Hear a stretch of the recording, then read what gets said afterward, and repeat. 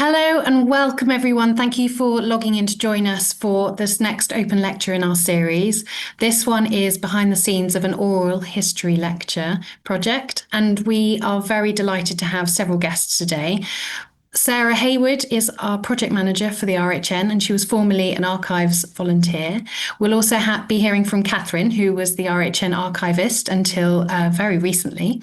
And we're also delighted to be welcoming Maxine and Ruth, who will be talking to us and presenting and joining a little Q&A panel. But without further ado, I'd love to hand over to Sarah. If you do have any questions, please do pop them in the chat, and we will have time for a Q&A at the end of this lecture. But thank you, Sarah, over to you. Thank you very much. And thank you all for joining us today for this open lecture. I'm Sarah Hayward, and I've been managing our current National Lottery Heritage Fund project, A Legacy of Care, 170 years at the Royal Hospital for Neuro-disability. I'm enormously pleased to be joined by three other speakers today. It's a really fitting reflection of how collaborative this project has been. Together, we'll be giving you some insights into the work we've been doing from different perspectives. First, you're going to hear from Catherine, who sadly couldn't be with us live today, but she has recorded an introduction, which will give some background to the hospital and its archive collection. Then I'll be following with a short overview of the project. After that, we'll hear from Maxine, one of two oral historians who we brought on board to work with us. And finally, Ruth, who is a patient here at the RHN and one of our core participants, will share her experiences of being part of the project. So let's begin by hearing Catherine's introduction. Hello everyone, and I'm very sorry that I can't be with you live today. My name is Catherine St. Georgie, and I've been the archivist at the Royal Hospital for Neuro-disability, or the RHN for short, for almost 4 years now. In this short video, I'll be giving you a quick overview of the history of the hospital and a brief background to the Oral History Project before I hand you back to my colleagues who will talk in more detail about the project's aims and its outcomes. First things first, what kind of hospital is the RHN? Well, it's an independent medical charity based in southwest London, and it was established back in 1854. Nowadays, it provides care for people with disabilities due to brain injury or neurological illness. The hospital is split between two main services. The first is the brain injury unit for people who need complex rehabilitation or for those with prolonged disorders of consciousness. The second is a specialist nursing home for people with physical disabilities or cognitive behavioural needs. But let's quickly rewind back to the 19th century now, when we were first established. And any discussion about the history of the RHN needs to start with our founder, Reverend Andrew Reid. Who exactly was he? Well, he was a renowned clergyman and philanthropist of the day. He founded his first charity, the London Orphan Asylum, in 1813, which can be seen on the bottom left of this circular here. This was followed by two further orphanages, a hospital for people with learning difficulties, a grammar school, and a savings bank. He was a very special man who contributed many years' service to these charities, whilst also being a full-time minister to his church. The Royal Hospital for Incurables, which was the original name for the hospital, can be seen on the bottom right. The rather contentious word incurable wasn't actually dropped from the hospital's title until 1995. But on the most basic level, it merely referred to patients with long-term conditions where there were no treatments available. To understand why the hospital was set up, we need to fully appreciate the healthcare situation at that time. In the mid-19th century, a lot of progress was being made in the prevention and treatment of infectious disease, and mortality rates were declining through the adoption of antiseptic procedures and anaesthesia in operating theatres. However, there was very little improvement in the care and treatment of patients suffering from chronic disability. General hospitals were simply not able to spare beds where there was little or no hope of recovery, and sadly, such patients had to rely on the support and aid of their family and friends. There was a very famous catalyst for change, whom you probably recognise, the novelist Charles Dickens.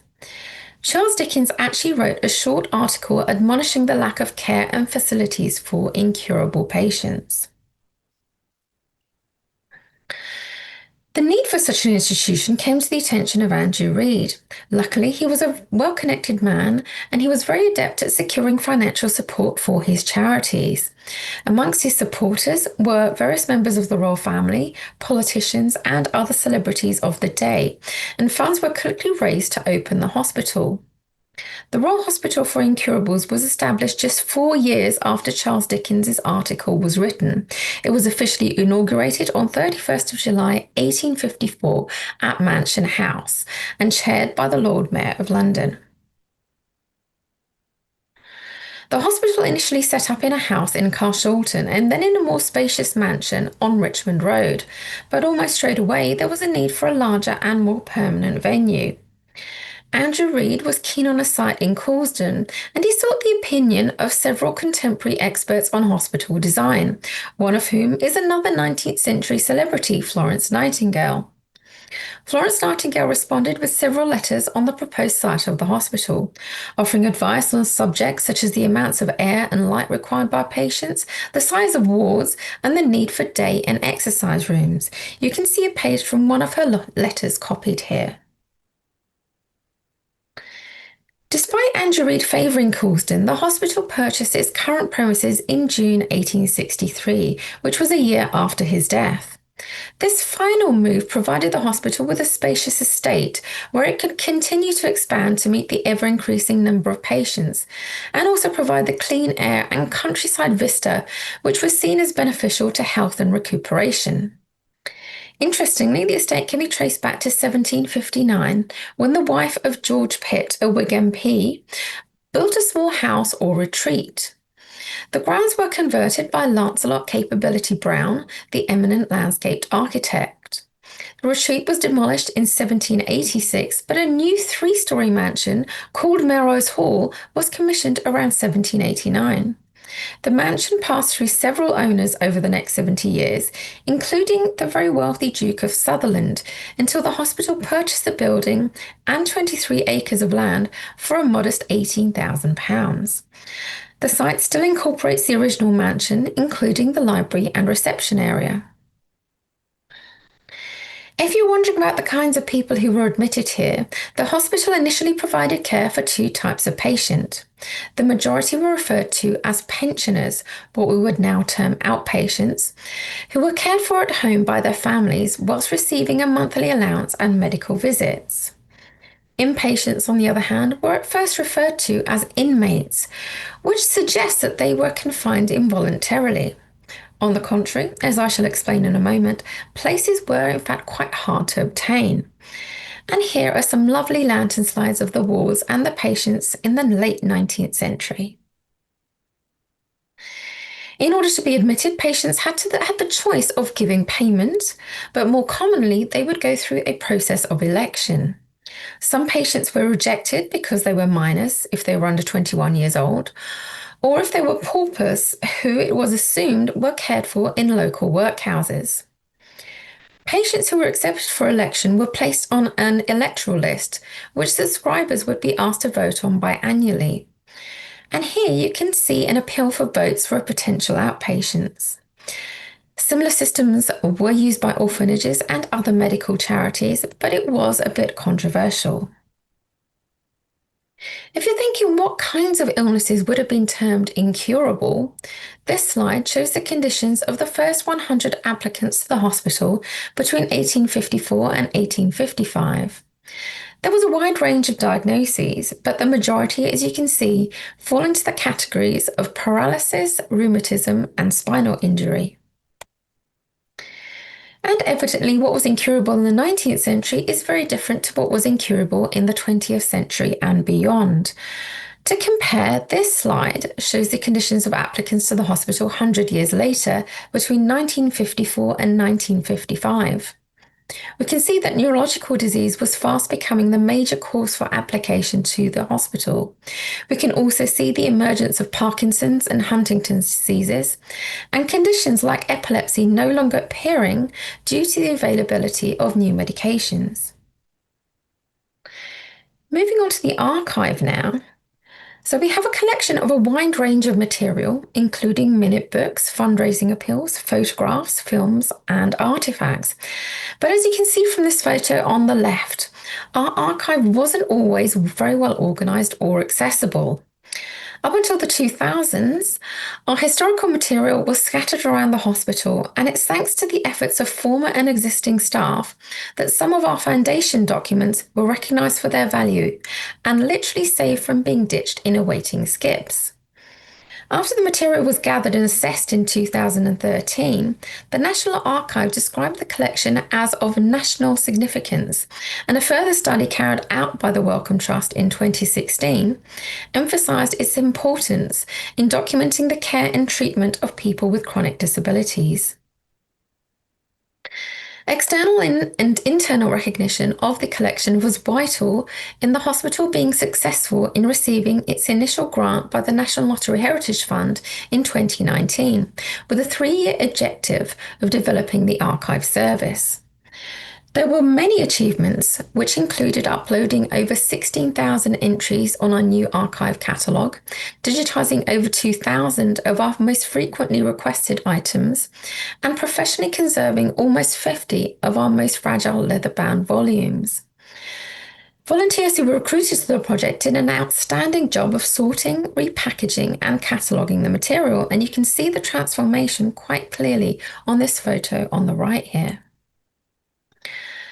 Our first National Lottery Heritage Fund grant also allowed us to engage with the wider community by welcoming around 500 visitors to an outdoor exhibition and holding an unprecedented number of historical talks and open days. The timing of the project also allowed staff and patients to reflect on their traumatic experiences and the challenging clinical work achieved during the pandemic in a series of over 40 oral history interviews. Following the project, an evaluation report showed that there was an increase in understanding about the work of the RHN, both locally, inside the heritage sector, and also within the hospital. But it didn't fully engage with the RHN's current or former patients themselves. Neither did it produce a clear picture of what life is like from their perspective. So in 2024, the archives team developed an idea for a brand new oral history project, and we were delighted to have been successful in receiving a subsequent grant from the National Lottery Heritage Fund. So I'll now hand you back to my colleagues who will tell you all about it. My thanks to Catherine. And that leads us on very nicely to our current National Lottery Heritage Fund project, A Legacy of Care. My own background is in museums and heritage studies. And before I talk about what we've been doing, I just want to pause briefly to explain what I mean by heritage in this context. It's a word that gets used a lot, and it really underpins everything we've done on the project. Here are 2 quotes from Laura Jane Smith's book, Uses of Heritage. She describes heritage as a process because it isn't something that simply exists in old buildings or objects. Rather, it's something we create through the ways we connect with them, through stories, memories, and experiences. It can be tangible like sights or objects, or intangible like music, storytelling, or traditions. Its meaning depends on people, on both the storyteller and the audience, and is always open to new interpretations. So while history is about understanding what happened in the past, heritage is about how we remember and use that past today. Our project marks the 170th anniversary of the Royal Hospital, exploring its rich history through archival research, oral histories, and creative heritage activities. We started with 2 parallel strands. We recruited 7 patients who were residents at the hospital to become our project participants. At the same time, we brought on board 3 volunteer researchers, 1 working in person and 2 remotely. Our participants took part in oral history training sessions, while our researchers began exploring the hospital's archive collection. Their goal was to uncover stories of past patients, to delve into aspects of everyday life at the hospital, and to identify key themes linking past and present. Their findings inspired 5 unique heritage sessions, which I'll come back to in a moment. Meanwhile, our participants put their new skills into practice by recording 17 oral history interviews, all of which were also filmed. All of this work came together into a documentary film, which we launched earlier this month. Everything we've produced, including the film and interviews, will be preserved in the RHN archive. A curated selection will be shared through our project website, which is currently in development. So here are our 7 participants taking part in the oral history training sessions, in which they learned the basics of interview technique.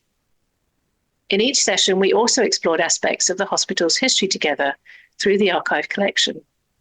Here you can see some of these moments, reading a letter from Florence Nightingale, sitting in an early wheelchair, and guessing the purpose of a mystery medical object. This combination of learning and discovery really brought the group together. It sparked curiosity, prompted discussion, and helped our participants to feel more connected to the hospital, which of course is also their home. After completing the oral history training, we asked each participant who they would like to interview. We'd anticipated that this phase might extend the project to include more patients, but in fact they all chose members of staff and volunteers. That choice shaped the stories we collected, and over 2 months we recorded and filmed the 17 interviews. Several of our participants were themselves interviewed at this stage, capturing a glimpse of hospital life from their own perspectives. I'd like to play you a short clip of Ruth interviewing fellow patient and participant Michelle. As you'll see, Michelle uses a touchscreen to communicate. So how I can see you're using a touchscreen now to communicate. How's that helped you? CAT-I-T-S. It's C-H-A-N-G-E-D. Changed M-Y. My L-I-F-E. Life. I-U-S-E-D. Use T-O. W-R-I-T-E. Right. O-N. On. A-W-H-I. Whiteboard. B-U-T. But noon could. R-E-A-D. Read. M-Y. My. W-R-I-T-I-N-G. Writing. Yeah, I bet that was difficult. What do you think about the technology now that can make you use the speech? I-N-C-R-E-D-I-B-L-E. Incredible. T-H-E-R-E. There. N-E-E-D-S. Needs. T-O.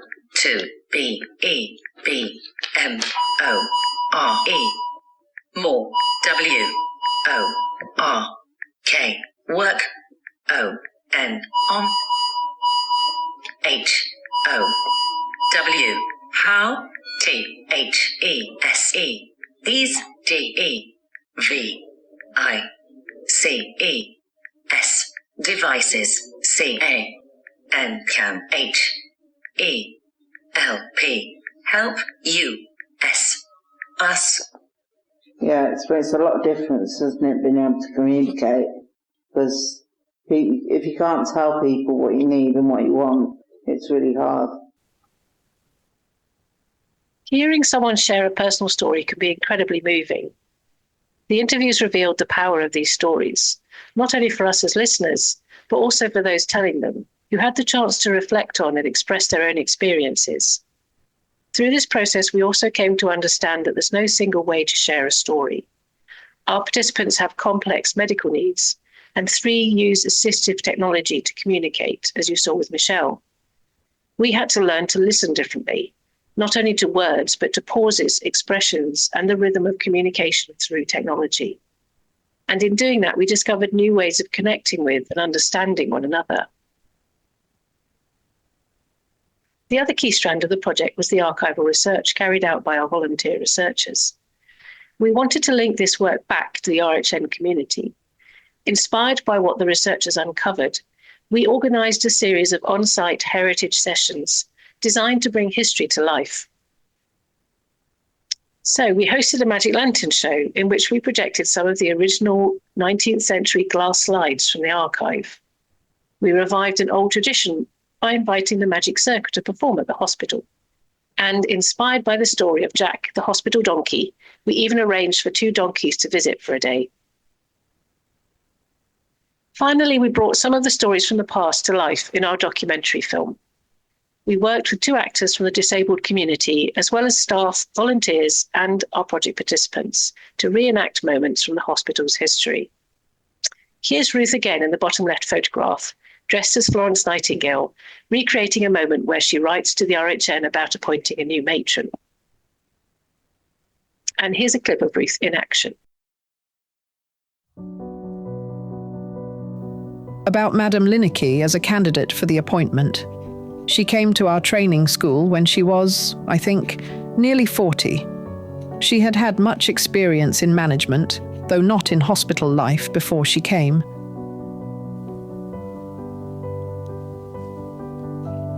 We thought she would not take to hospital life, but she did. In answer to your questions, I believe I may say that she has administrative ability and powers of organization. She has very remarkable powers of observation and of expression, which are most useful in her position. It will be for the authorities where she is now employed to speak to her qualifications. I believe they will be very sorry to part with her. Confidentially to you, I will say, she has a very good opinion of herself. But this is, I do believe, one secret of her success. She takes a pride in making things go amicably. If they did not, it would be a slur upon herself in her own estimation. Self-satisfaction, you know, prevents some women from being imperious or irritable. It is not at all obnoxious or prominent in her. And I don't know that your committee would remark it. She is certainly a very clever woman. I should not be at all surprised if you were delighted with her. Yours faithfully, Florence Nightingale. We'll come back to talk more about that experience and a few other things with Ruth in just a moment. But first, I'd like to hand over to Maxine, who will talk about the oral history training and share some of her reflections on the project. Over to you, Maxine. Thanks, Sarah. Yeah, I came in, Sarah and I met at Kingston University where we both completed our PhD, and she came to me about this project as being an oral historian, and it was fantastic timing for me because I just finished my PhD, which I'm predominantly completed on my own, and a little bit of a background of me, I'm a creative cultural historian, so I already used oral history in my PhD, which is looking at history in the everyday. So I'd interviewed people and worked with oral history for some time, but the PhD was mainly on my own. So I was very pleased to come into this project. And also I very much respond to place. So coming to such a beautiful place was fantastic.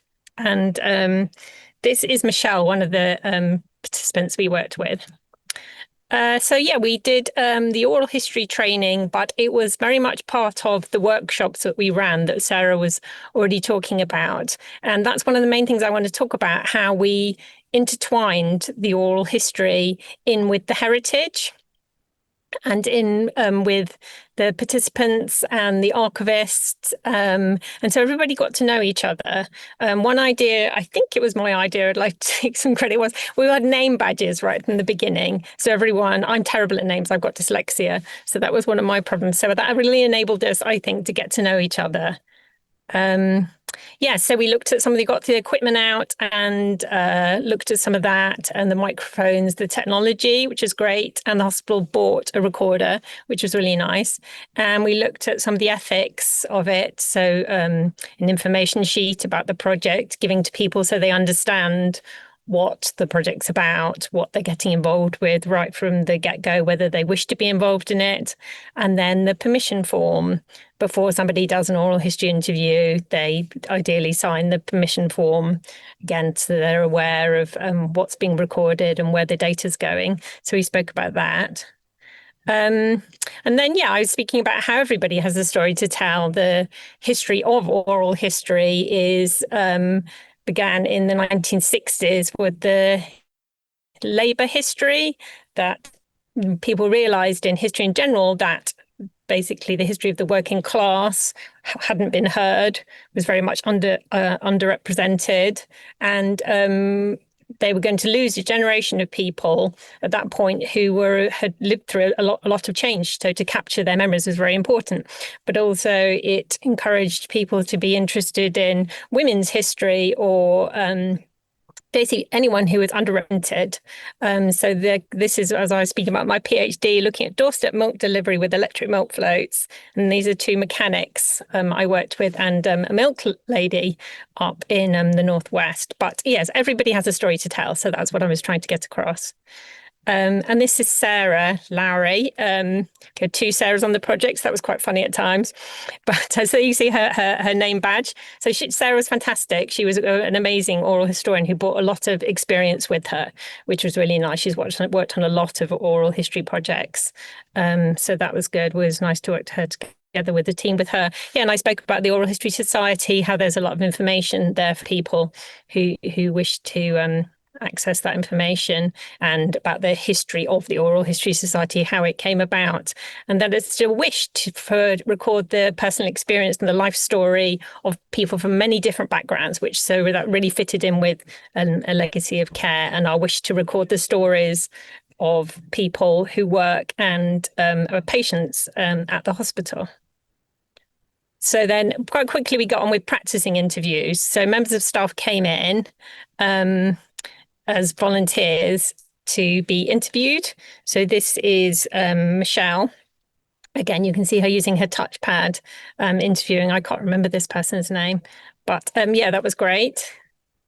And yeah, here's Carol, another person being interviewed. So this picture is quite nice because it gives you an idea of the atmosphere. So this is when lots of different people are practicing interviewing other people. So we were all mucking in, practicing doing interviews and asking open-ended questions, which is one of the good ideas about oral history. So you don't get sort of yes and no answers, and encouraging people to speak about their lives.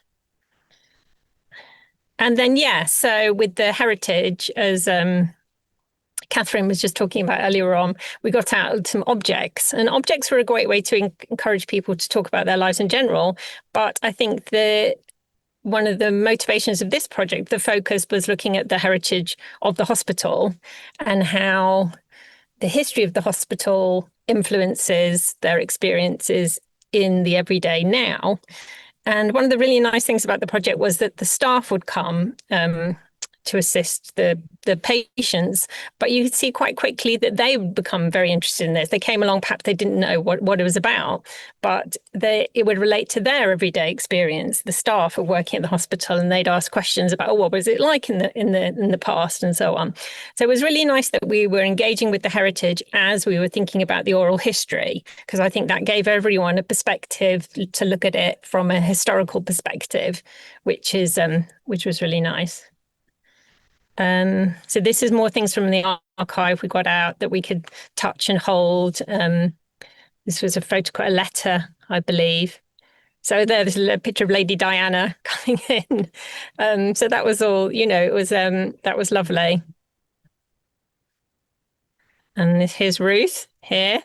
I can't remember what that is, but anyway, we were sort of learning together. I think that's what I'm trying to say, which was great, because then we were getting to know each other, which I think was really important for this project. And this is Ahmed. He was one of our participants, one of the patients, and he played us a song that he'd made about his life, and then I ended up coming up with the idea of making a music video. So we made a music video together with Connie as well, his one of the members of staff. So we had some nice outputs. This is an art collage heritage workshop we had, which was fantastic.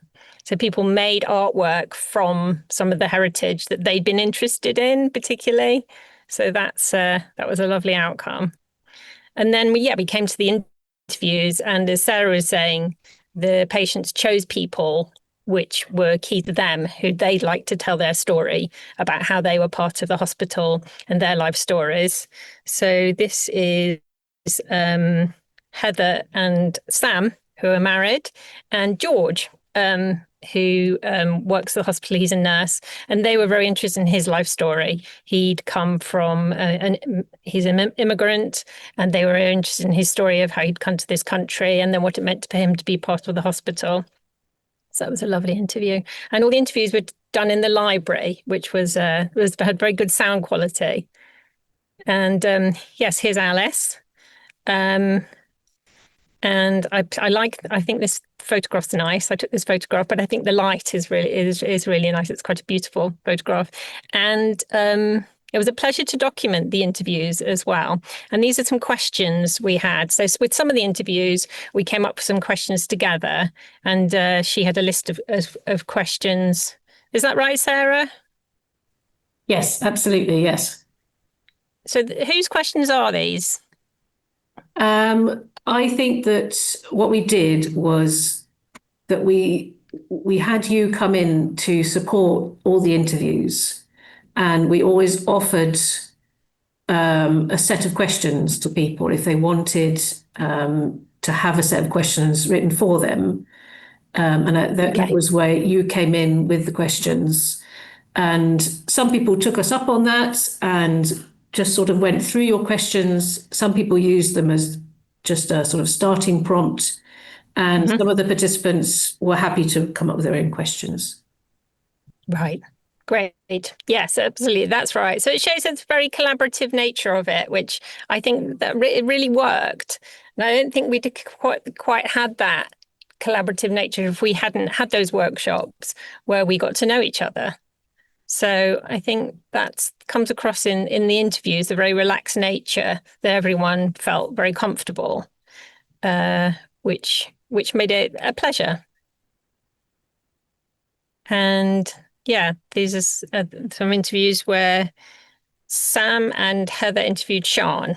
And yeah, that was great. So I think collectively, the project has made a fantastic archive and captured a real moment in time. But Sarah was such an integral part of bringing in the community together at the hospital, which I was really, it was great for me to be part of that. So thank you very much. Thank you, Maxine. That was great. Really nice to hear your perspective on things. Right, let me come back to my screen and there we go. So yeah, it's my absolute pleasure to be joined by Ruth, who has been one of the inspiring people at the very heart of this project. And what we thought we would do is share some of the photographs of Ruth's involvement in the project, and we just have a bit of a discussion about it and ask you some questions. Okay, hello everyone.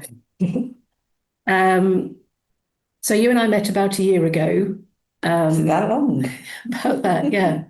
And at that point, the project, we had an outline. It's turned into something a little bit different, but we knew that we wanted to do oral history training sessions, that we wanted to bring in the history of the hospital in some ways and have some what we called heritage workshops at that time, and that we would be filming a documentary. So it was very bare bones.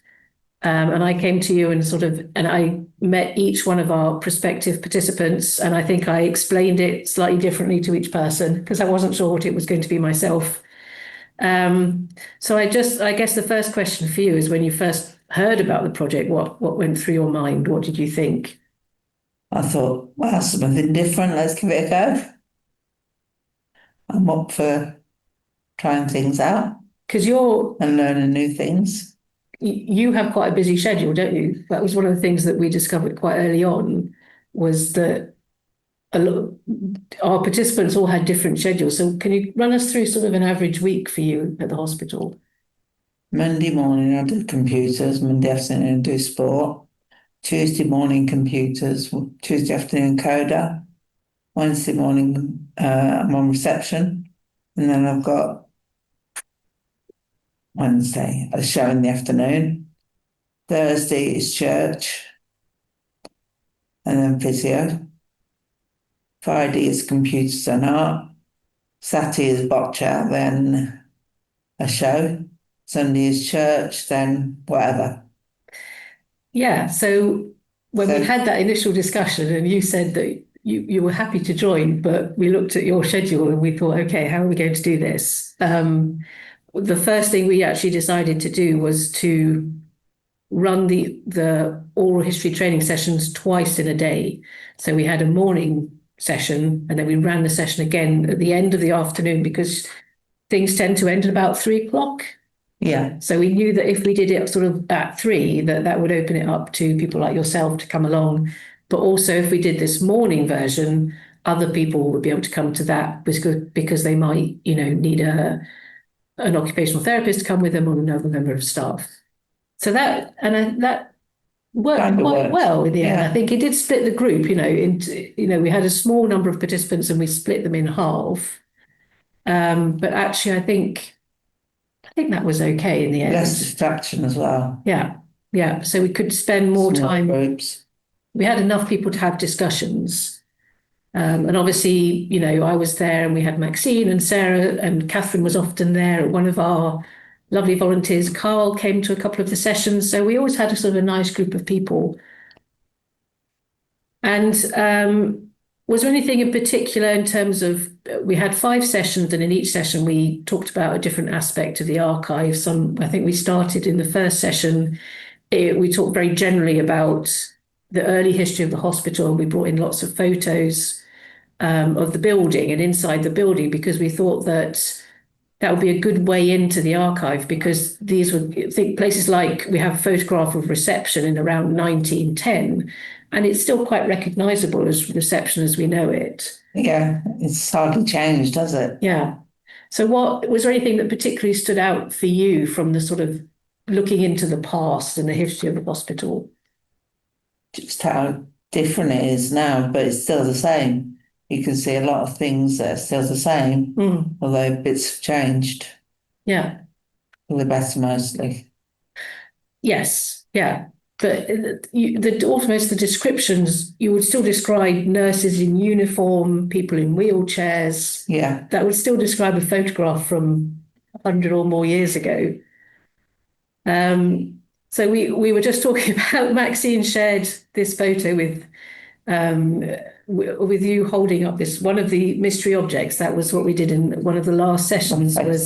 We brought in some mystery objects. And I think we remembered that being a sort of a puffer. It can either puff air or you can put in kind of warm liquid and you can use it to irrigate an ear canal or you could do it a nasal canal. That's my memory of it. Let's get the next set of photos. So we'll move on to then these heritage sessions as they turned out.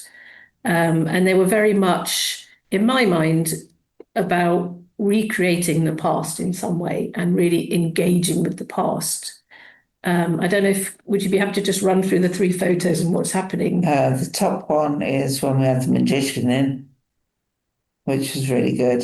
It's quite interesting seeing it up close and personal. And you still couldn't tell how they did it. It's very good. The bottom one is when we did the art session. Yep. Where we took old pictures or photocopies of old pictures and made collages. I did one about the music, how important music had been throughout music therapy and sort of people dancing and all the ones, different kinds of music events happened. And they still do music therapy all the time. They still have concerts twice a week. Yeah, that was one thing we discovered was that concerts go all the way back to the very early days of the hospital. And then the big ones, when you walk the donkeys in, those gorgeous donkeys. I mean, I have a question on my sheet. Which was your favourite? But I almost don't. But I will ask you, which was your favourite heritage activity? Donkeys. You didn't really need to ask, did you? No, I didn't. No, I knew the answer to that. And did you kind of obviously these are all designed to link into the past, into the history of the hospital, and to build on the work that we did in the training sessions. Did you feel that connection come across when we had the magicians in? Yeah. We brought the donkeys in. Yeah. Yeah, the Magic Lantern was good as well, seeing the sort of entertainment that people had Yeah, previously, yeah. because we have a lot more modern. I've never seen Magic Lantern before. The Magic Lantern was great. Yeah, It was really, really good. yeah. That was a very special day. And right, And the donkeys was the fabulous. donkeys, I mean, yeah. So obviously we watched the clip of you as Florence Nightingale. Before you joined our project, did you know about the link the hospital had with Florence Nightingale? Not really. No, so that was kind of a new discovery. And how did it feel to you stepping into her shoes? Weird. She's such a well-known historical figure. I didn't want to make her look stupid. Yeah, yeah. We had to give her the dignity she's due. Mm. Yeah. But you can see even in that photo that you're taking it quite seriously, you know. And in the photo, just to introduce you in this photo, you can see our three filmmakers.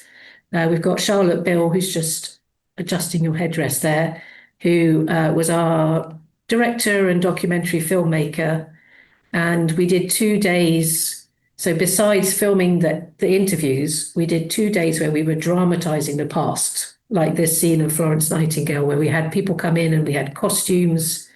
And for those 2 days, we had Amy, who's there on the left, as a director of photography, and Moss, who's just in the background there with his boomstick, was our sound operator. So to me, I was surprised at how much it sort of felt like a proper film set and film crew. Dad must speak, or Yeah, was it how you imagined it would be to? no? No. I just know I've got to be quiet. And you did it several times and over, and then they moved the camera and yeah. So we spent quite a long time, I think. We did. And we spent a long time watching the morning one he did. Yeah. Yeah, it were very, very busy days. I think we were a bit ambitious. But we have our But it looks good in the end. yeah, and we have our sort of 5 short films on the website that we've kind of put back together the original scripts. A lot of it has not ended up in our main documentary film because the interviews have taken priority. But everything we filmed is kind of on the website. Right, let's get through because I want people to have a chance to ask questions. The interviews then, obviously at the core of the project was the interviews and the idea that we would provide the training so that our participants, the patients and residents here could do their own interviews, make their own choices, come up with their own questions. I suppose a question to you would be, how did you make your choice of who you wanted to interview? Well, Mandy, because I knew she'd been here a long time and I knew she'd been with me at the start of my journey right the way through. Phil, because I know he'd been here for a long time and he's a big part of volunteers. The art girls, I love art. One of my favourite rooms in the hospital. Yeah. And the top left there with Michelle, I know that we asked you to do that interview, and you were very kind to accept. And I think we've talked about before how that was quite a different experience interviewing someone you didn't know. Yeah, because I've got whereas all the others have got some knowledge of who they were and what they're all about. Yeah. So it was easy to talk to them. Yeah. But you did a very professional job. And obviously the bottom right-hand photograph is you being interviewed yourself and telling your story. How did that feel to you to be asked questions and recorded? And I'm fine with it. yeah. I used to do recordings of part of my job, so yeah, my life was spent recording interviews and questions. You were definitely a natural, I think, on both sides of the interview. I think you learn to be. Yeah. And obviously these are your 5 interviews and we did 17. So you did a good bulk of those interviews for us. Is there anybody that we didn't have a chance to interview that you wish you had? Lloyd or Randolph upon Andrew Reid. And why? What sort of thing would you want to talk to them about? Their journeys, sort of, especially Lloyd, he's been here a lot of years, and he got me from Devonshire to Everett. He sort of assessed me, changed his award, and then has been with me from there till I went up to Chatsworth. So really, all these people that you've interviewed, they're parts of your story, aren't they, as well? Yeah. Yeah. I think for us, recording the interviews, it was Mandy in particular was one of those interviews that was quite emotional for us to be in the room with you too, because you really were talking about, she was confronting you with how you were when you arrived here. And, you know, she'd known me from day one. So yeah. We've always had kind of a quite close relationship. Yeah, which comes across definitely in the interview. But yeah, it's not everybody could have done that, had that conversation really, and been comfortable with other people, even watching, but let alone recording it. But I think it's one of the really powerful moments in the documentary film for me. I think because we've got a good friendship from it, it was easy to talk to Mandy and ask questions. Yeah. Because I know her quite well. And do you still spend time with her? Yeah. We go for breakfast occasionally. My sister, we usually take Mandy for breakfast. Lovely. I love it. And I pop and see her sometimes, but she's so busy doing her job that she's not always there. So just one last question for you, just very generally thinking about the project. What do you feel you've kind of gained from being part of this whole project for a year? You can say nothing. I've got to know some people better than I did. More confidence with facts I'm speaking normally again, not slurring every word. And just a new experience. I've never been involved in filmmaking. So that's great. Thank you. Totally new. Well, we really appreciate you being involved in it. All of our participants, obviously, there would be no project without you. So, right, we'll just run through my last slide. So thank you so much. And just to kind of round us off, as I said at the beginning, this project has really been a collaboration. And I think you've seen today, we've all got quite close really through, spending a year together. And Sarah wears the same hat all the time. Apparently I wear the same hat as I've seen in the photographs. So we've worked with a fantastic group of participants and also with a dedicated team of volunteers. And more recently, we've actually welcomed a fourth volunteer who's helping us with transcription work. Hospital staff have also played a really important part. As I mentioned before, our participants have complex medical needs, and several required trained staff to accompany them off the ward. This meant that the project sometimes placed extra pressure on hospital resources, for example, when staff came to support participants during the oral history training sessions. But as Maxine mentioned, this also gave us a really valuable opportunity to build relationships with staff. Alongside communication, language has been a really powerful and sometimes challenging theme in this project. As you saw in Catherine's talk, the RHM began life as the Royal Hospital for Incurables. And terms like this make us pause and think carefully about how we talk about the past. Words like these still echo today, reminding us how important it is to be mindful of the language we use and how it shapes the way people's stories are told and understood. And on that note, I'd love to open the floor. If anyone has any questions, we'd be very happy to answer them. Yeah, thank you. If you've got any questions, do pop them in the chat. Just to kick us off, firstly, thank you so much for all of you for presenting. We really, really appreciate it. We have got a couple of questions just to start with. Firstly, Sarah, what are your plans for the rest of the project and what will happen afterwards? So where we are in the project, it was a 16-month project. We have a couple of months left to run on it. We have now we've made everything we were going to make. We've done all the heritage work. So I am now working on getting everything onto the project website, getting all those interviews up there, all the pictures, and our wonderful volunteers have been writing some articles based on their research. I really want to get as much of the project available to the public on that website as possible. And then what we have, because obviously it's a National Lottery Heritage Fund project, we have an evaluation report is the last thing we have to do, just to show them that we've spent our money wisely and make sure they're kind of happy with everything we've done. But we've had a good relationship with them all the way through. They've been very supportive. Have you seen the documentary? And the documentary, yes. I think so as I mentioned, we premiered the documentary a couple of weeks ago here at the hospital. And we had a very good response to it.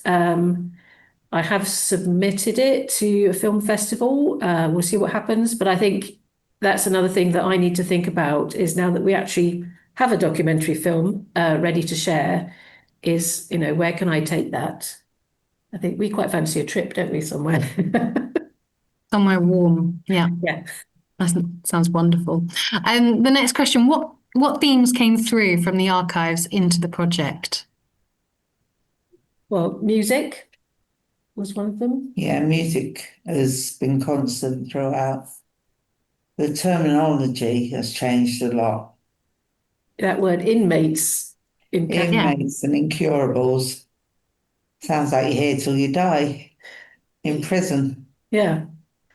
Yeah, we talked a lot about language, because when you look into the archive material, it's inescapable, that language. It wasn't that long ago that it lost the term incurables from its name. So yeah, but music was a good one, I think. And fun, magic, yeah, entertainment falling through all the time, and things trying to sort of inspire people to do things like art and tied into occupational therapies, which also go back a surprisingly long way into the history of the hospital. Because you have pictures of people making tea, didn't you? And yeah, with the adapted kitchen technologies, and then we had some photos of people doing basket weaving, occupational therapy before it was named that, essentially. So yeah. Thank you. And a question for each of you. What do you hope people will take away from this work? Can we start? The people in here are more capable than they actually think, because a lot of people have the impression that because someone's in a wheelchair, they can't do anything. I know some people here have got no capacity to do things, but some have. And they need to speak to everyone the same as though they've got capacity, because there's nothing worse than talking down to someone just because they're in a wheelchair, or assuming they're not there and talk to the person with them. That's so very rude. If you're also sort of sat there and they say to the person with you, "Does she want a cup of tea?" Hello? Yes. Wow. Yeah. Can I also say something? I'd like to say also that I think it gives people an idea of all the work that goes on at the hospital and what the hospital's about. And lots of people, when I told them I was working on this project, they said, "Oh yeah, we drove past that building. What is that?" They weren't quite sure, what happens at the hospital. So I think hopefully it can raise the profile of the amazing work that goes on at the hospital. Yeah, a lot of people come in and say, "I didn't know this was here. I just thought it was a big house." Yeah. I mean, for me, I think one of the things I really appreciated from my involvement was talking about the history of the hospital and finding out that, people don't even know that there's an archive here. So again, it's sharing the work of the hospital and making people aware that we have this archive. We're always happy to work with it, to share it. Even within the hospital community, people don't know that there's an archive here. I didn't. perfect example. So yeah, that's been great, and I think that's something I would like to do more of, is be a bit more visible as the archive service. For showing that picture, magic picture show, Mm. that gave everybody an insight into what happened in the past. Mm. Brilliant. Thank you. Well, I think we're all out of questions. So I just want to say, Sarah, Ruth, Maxine, thank you so much for presenting to us today. It was it was a privilege to hear from all of you. So we really appreciate you taking the time. Thank you. Thank you. Thank you, Anna, and thank you everybody for joining us. Thank you. Bye. Yeah, thank you. Bye.